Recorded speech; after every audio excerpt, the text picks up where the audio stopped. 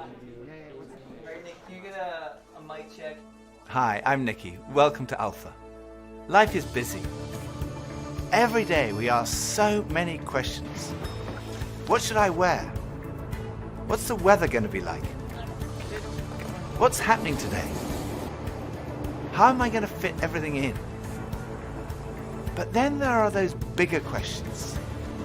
Like, why am I here? Where am I heading? Is this it? Is there more to life than this? These are life's big questions, but there's rarely enough time to think them through properly. We all have different perspectives on the meaning of life and faith, and Alpha is an opportunity to explore life's big questions. This is a great place to come together and talk about them openly and honestly. I'm Gemma. I'm Toby. And this is Alpha.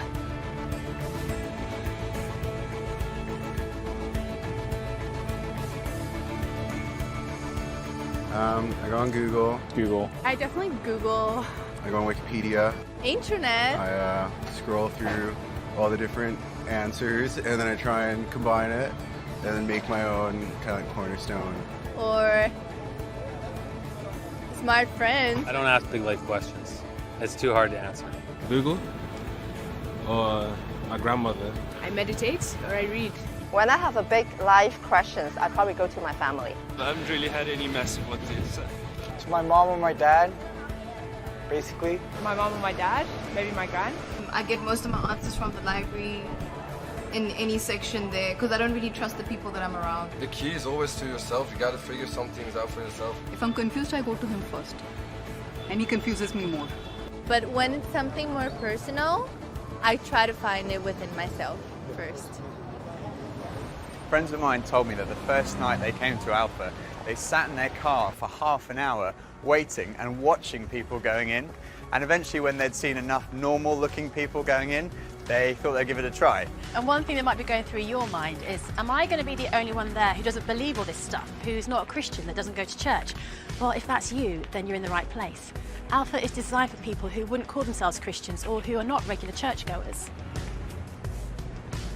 It might feel a bit strange to be discussing life and faith with people that you've never met before, but the best thing about Alpha is often the great friendships that are formed over the weeks. For much of my life, I was not remotely interested in Christianity. In fact, I don't think I'd ever come to something like Alpha. I was not brought up as a Christian. My father was a secular Jew.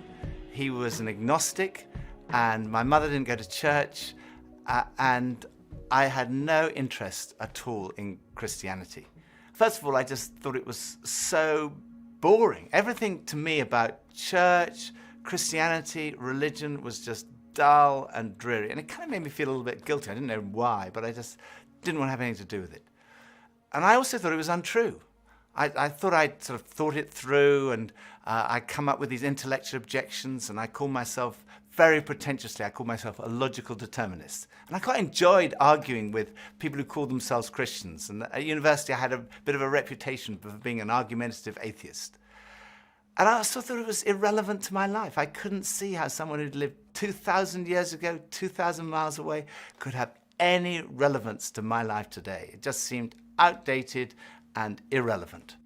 But at the same time, looking back now, I would say something was missing. I say that because I don't think I was living in the moment. I was always looking forward to the next thing in life. So when I was at school, I was thinking, when I finish my exams, maybe that will be when I'm going to really start to enjoy life. I finished my exams, and then after about 3 weeks, I started to think there's got to be more to life than this. And I thought, well, maybe when I've left school, that will be what life's all about.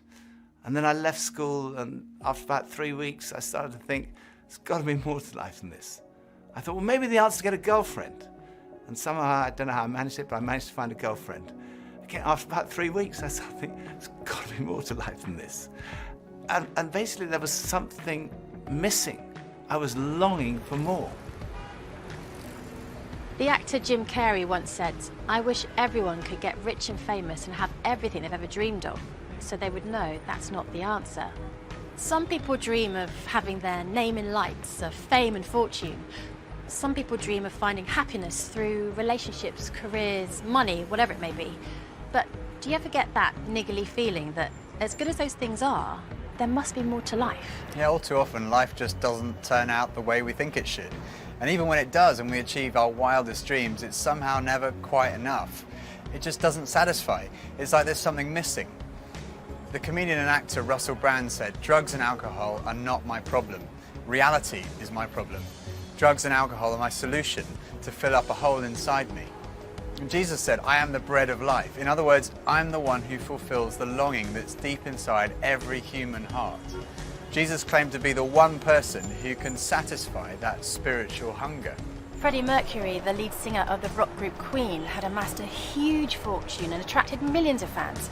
But he admitted in an interview shortly before his death that he was desperately lonely. He said this, "You can have everything in the world and still be the loneliest man, and that's the most bitter type of loneliness. Success has brought me world idolization and millions of pounds, but it's prevented me from having the one thing we all need, a loving, ongoing relationship." Jesus said, "I am the way, the truth, and the life." Ultimately, there's only one relationship that is totally loving and goes on forever, and that's a relationship with God. And Jesus said, "I am the way to that relationship."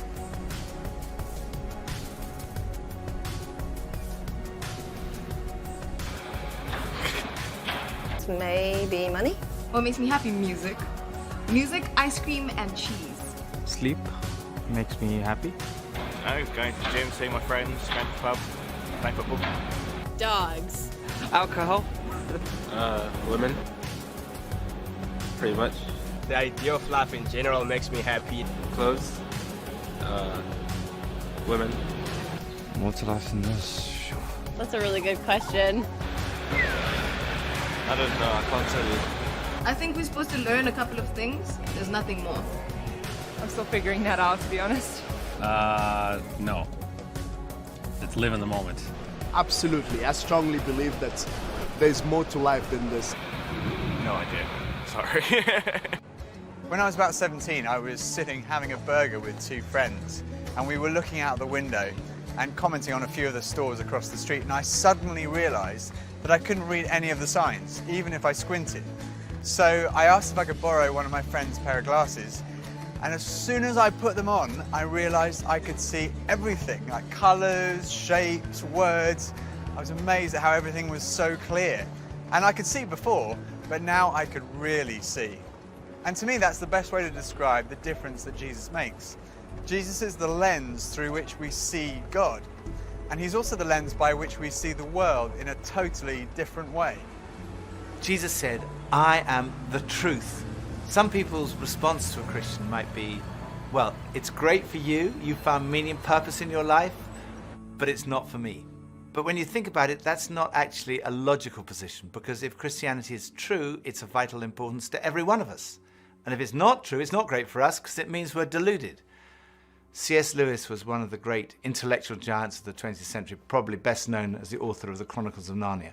He said this, "Christianity, if false, is of no importance, and if true, of infinite importance. The only thing it cannot be is moderately important." I come from a family of lawyers, so naturally I wanted to look at the original documents and sources. I never really looked at the evidence before, and I was astonished at how much evidence there is for the life, death, and resurrection of Jesus. For me, it was through reading these documents that we find in the New Testament that I came to the conclusion, it's true. One of the last cases I did as a lawyer was in the Court of Appeal in front of Lord Denning, an absolutely brilliant mind, perhaps the greatest judge of the 20th century. He said on one occasion that his Bible was his most tattered book in his library. He'd examined the evidence really carefully, and he came to the conclusion, it's true. One former professor of history at Oxford University described the resurrection as the best attested fact in history. I hadn't realized how many of the pioneers of modern science were believers. Descartes, Newton, Kepler, Galileo, Locke, Copernicus, Faraday, Kelvin, Pasteur. Francis Collins, one of the greatest scientists of our time, was director of the Human Genome Project, mapping the 3 billion letters in the human DNA, considered by many to be the most significant scientific undertaking of our time. He describes how he encountered Jesus and came to believe in the truth of Christianity? Well, in the home where I grew up, faith was not something that was talked about very much. My father was a professor of drama, my mother a playwright. When I went to college and those discussions in the dorm late at night about religion began to occur, I had no particular reason to attach value to a faith system. It had never been something I was familiar with or had internalized at all. And I assumed that any religious feelings that anyone held must be on the basis of some emotional experience, and I didn't trust those, or on the basis of some childhood indoctrination, which I felt I was fortunate to have missed. I loved the experience of learning about the human body and all of the components of that, and I particularly loved being introduced to genetics. But then I ended up in the medical school curriculum sitting at the bedside of patients with diseases. This was no longer an abstract study of molecules and organ systems. These were real people. And one afternoon, one of my patients, a wonderful elderly woman, much like a grandmother, who had very bad heart disease. She had a particularly bad episode of chest pain while I was with her. She got through it, and at the end of that, explained to me how her faith was the thing that helped her in that situation. She realized that the doctors around her weren't really giving her that much help, but her faith was. And after she finished her own very personal description of that faith, she turned to me, and I had been silent, and she looked at me quizzically, and she said, "What do you believe, doctor?" And ultimately, I had to admit to myself that her question had made me realize that I had arrived at an answer to the most important issue that we humans ever deal with. Is there a God? And I had arrived there without ever really looking at the evidence. And I was supposed to be a scientist. If there's one thing scientists claim they do is to arrive at conclusions based upon evidence. And I hadn't taken the trouble to do that. I was greatly assisted by a pastor who lived down the road, who I went and asked about all this, and who gave me a copy of C.S. Lewis's wonderful book, Mere Christianity.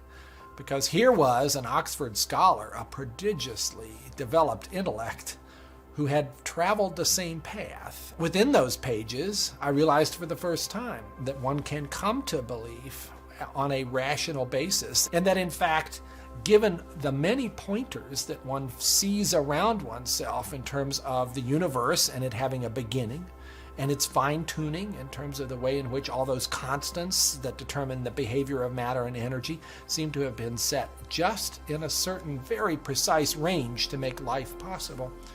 And many other things, including my beloved mathematics and why they actually work anyway to describe the universe, something that makes you think the Creator must have been a mathematician.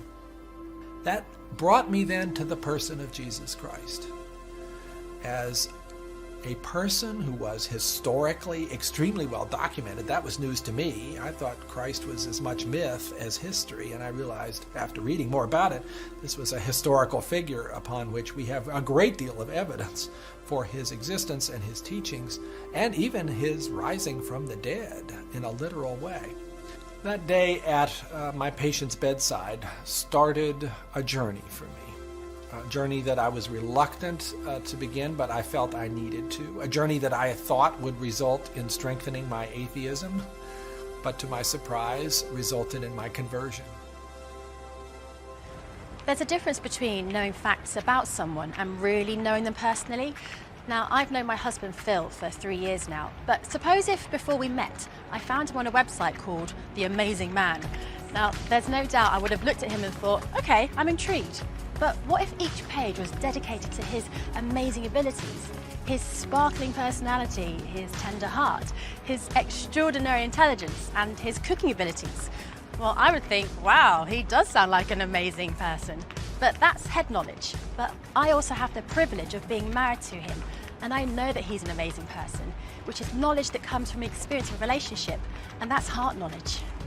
When Jesus said, "I am the truth," he was talking about more than just a kind of intellectual truth. The Hebrew understanding of truth was truth as experienced. And there's a big difference between a kind of intellectual knowledge and a personal knowledge, between your head and your heart. So when someone says, "I know Jesus is the truth," they're not just talking about being convinced of the evidence, they're also talking about experiencing a relationship with the risen Jesus Christ. So Jesus said, I am the way, the truth, and lastly he said, I am the life. I have come that you may have life and have it to the full. Jesus came to deal with the things in our lives that stop us from enjoying life to the full, the things that spoil our lives. I hate shopping. I loathe it. I think I'm allergic to shopping. But occasionally my wife Pippa persuades me to go shopping, and just after Christmas it was the sales and she persuaded me to go shopping, and we went into the shop and we bought this very nice new sweater, same colour as all my other sweaters, and we left the shop and we went to buy a present for her, and we went into this ghastly shop. It was so crowded, it was unbelievable, and even Pippa had had enough and she said, okay, we're leaving. So we went to leave, and as we left, the security alarm went off, and the security guys moved in very quickly and they stopped us all from leaving. And like the crowd that was trying to leave was stopped, and the crowd that was trying to come in was stopped, and we were there right in the middle. The 6 of us who were going through the security at that one time were all taken off and sectioned off from all the rest, and they wanted to see which one of the 6 of us had set off the alarm. So they sent one of them through, and that was fine. They obviously hadn't set it off. Then they sent the next one through. They obviously hadn't set it off. Then the 3rd, then the 4th. None of them set it off. So it was left with Pippa and I were standing there, and I thought, oh my goodness, I'm married to a shoplifter. It must be Pippa who's got set off the alarm. So they sent her through, and she didn't set it off. So I thought, oh my goodness, I've obviously got something. Someone must have planted something on me. I'm going to be arrested. I'm going to be sent to prison. All the crowd were watching, both sides. They were just watching this criminal who'd been caught going through. So they went through, and as I went through, the alarm went off. They took me to the side. They opened up my rucksack on my back, and there they found this sweater from the other shop with the tags still on it. I felt so guilty. That was like false guilt. I also sometimes experience true feelings of guilt because I do things that are not right, that are not good. And this is the wonderful news that God loves you and he loves me. God came in the person of his Son, Jesus Christ, to die for you and for me. And on the cross, he took all of your guilt, all of my guilt, everything you've ever done wrong, everything I've ever done wrong, said wrong, thought wrong, and he died in our place in order that we could be forgiven. And forgiveness, C.S. Lewis said, it's like a recording of our life wiped completely clean. And when we receive that forgiveness, we find life, and life in all its fullness. And that's what Jesus wants for you and for me. Life in all its fullness. Life at its very, very best. I think for so many years, I always just strived to be strong in myself. And it was as if that all I needed was me and my buddies and, would be like invincible. But the truth is, none of us are. And I don't want to do this thing called life. I don't want to do it on my own. And it kind of feels like my longing for this light inside is now stronger than my fear of what others might think. And people often ask, well, doesn't that make faith like a crutch? And, well, maybe, but, what does a crutch do? A crutch helps you stand, and it makes you stronger. And in that case, sure, I need a bit of that. But especially when it's so much more than that. When this faith inside is also like a backbone, helping me stand tall and helping me be strong when I'm really up against it, facing those odds, whether it's on a mountain or stuck in some jungle or just dealing with the storms, with the storms of life. Sure, I need it, I need that. But at heart, my Christian faith says that I'm known to Christ. Bought at a price, blessed with light. Faith says that we're loved, regardless of our mess, regardless of how many times we fall down, and that Jesus somehow picks me up. And sure, I'll reach out to that. Why wouldn't I? I used to think Christianity was boring, untrue, and irrelevant. But when I read about Jesus, I realized he was anything but. Jesus said he's the way to God. He's the one who brings meaning and purpose to your life. He said he's the truth. He said he's the life, that true fulfillment is found in a relationship with God through him. Alpha is a place where you can be yourself. You can say what you think and challenge everything. No question is too complex or too simple. And what your point of view is as important as anyone else's. And over the weeks ahead, we are going on a journey together, an adventure to explore the questions of life, faith, and meaning. Think of it this way. If you live to be 70, you're going to spend 20 years and 3 months asleep, 10 years and 5 months watching TV, 5 years and 9 months in some form of transportation, 7 years and 6 months eating and drinking. You have approximately 570,000 hours left to live. So why not spend less than 24 of them asking life's biggest questions? Welcome to Alpha.